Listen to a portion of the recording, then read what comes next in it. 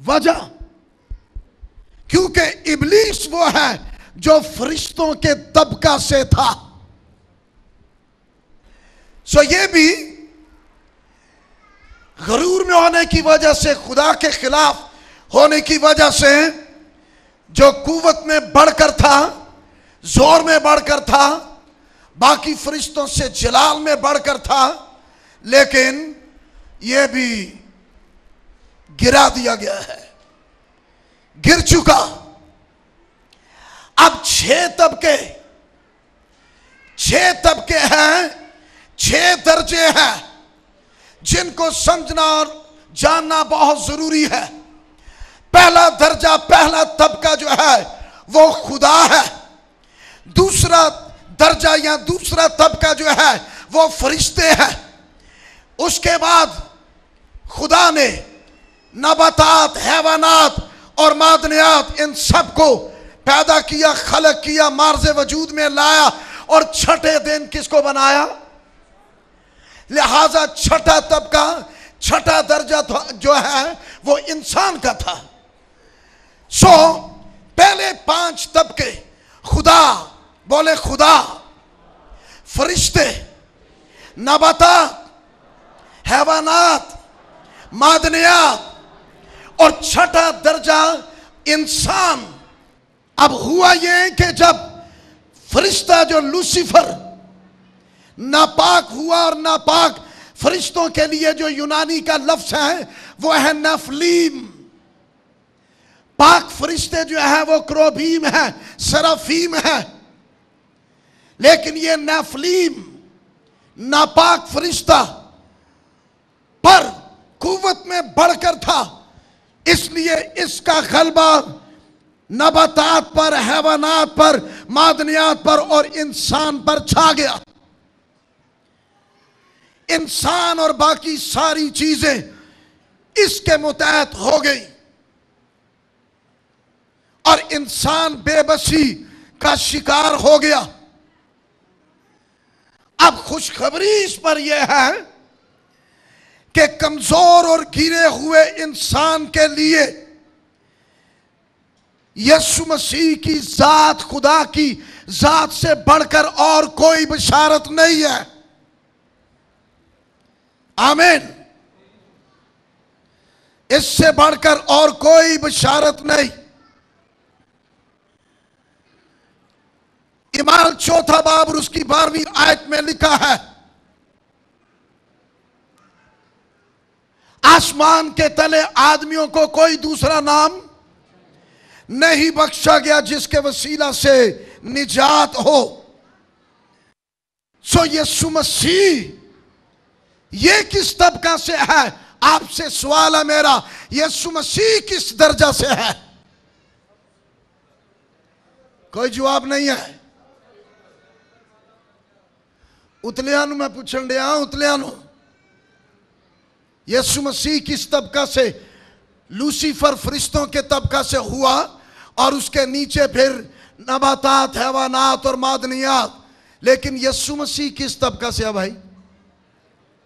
आवाज नहीं आ रही सही तरह है। यीशु मसीह खुदा से है। यीशु मसीह सबसे ऊपर तबका से, सबसे बुलंद, सबसे ऊपर वाले दर्जा से है।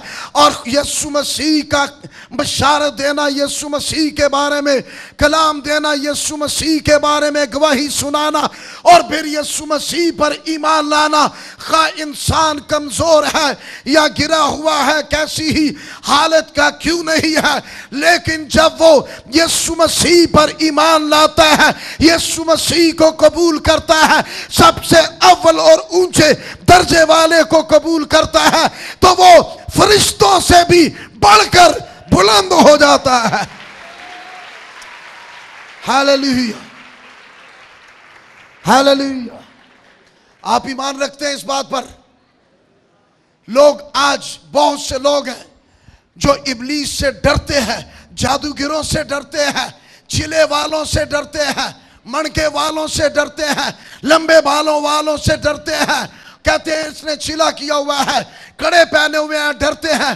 काली शक्ल, काले कपड़े, काला डंडा जिसने पकड़ा हुआ है, लोग उससे डरते हैं और इब्लीस के नाम से खौफ खाते हैं, बदरूओं से डरते हैं, डायबलिस से डरते हैं, लाल अजदहा से डरते हैं, नापाक तासीरों से खौफ खाते हैं, रात के अंधेरे से डरते हैं।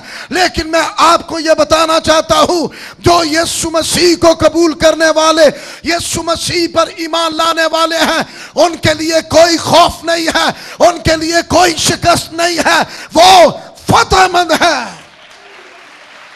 5 दफा हालेलुया और तालियां बुलंद आवाज से, बुलंद आवाज से हालेलुया। फिर निजात के काम के बाद दूसरा सीन, निजात के काम के बाद फिर निजात पाने वालों के लिए एक बड़ा अजीम वादा, और वो है दूसरे मददगार के बारे में। जब हम यूहन्ना की इंजील के 14वें बाब को पढ़े तो वहां पर आपको मालूम होगा दूसरा मददगार, इसका मतलब यह है पहला मददगार कौन हुआ। जवाब बड़ा काटते, बड़ा सोच सोच के, तो पहला मददगार कौन है? यीशु मसीह है। यीशु मसीह के बाद जब यीशु ने कहा जो मेरे बाद मेरी जगह होगा, वो दूसरा मददगार वो कौन है? बोले रूहुल कुद्स। उसके लिए यीशु मसीह ने खास ये कहा, देखो जिसका मेरे बाप ने वादा किया है मैं उसको तुम पर नाज़िल करूंगा, लेकिन जब तक आलमे बाला से तुमको कुव्वत का लिबास ना मिले शहर में ठहरे रहना, और बेदिल ना होना, कमजोर ना होना, हवास बाख्ता ना होना, हथियार ना डालना, अपने इस लिबास को हासिल करना। ये गुड न्यूज है, ये आपके लिए है।